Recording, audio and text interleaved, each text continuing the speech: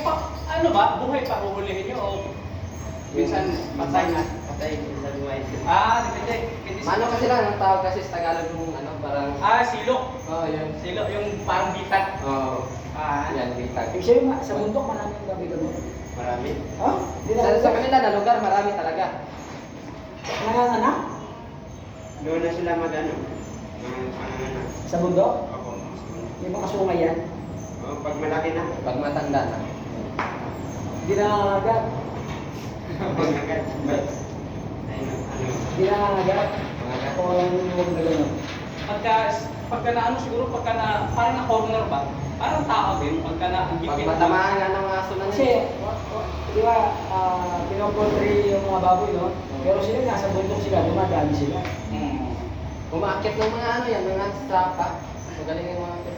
Bibilis Masarap sila. ang karne niyan, no? Masarap ang karne niyan, no? Masarap. Masarap yan. Kesa sa baboy na alaga, no? Kasi, yung taba niya, ano eh, flat siguro. Akin naman ako sa masarap.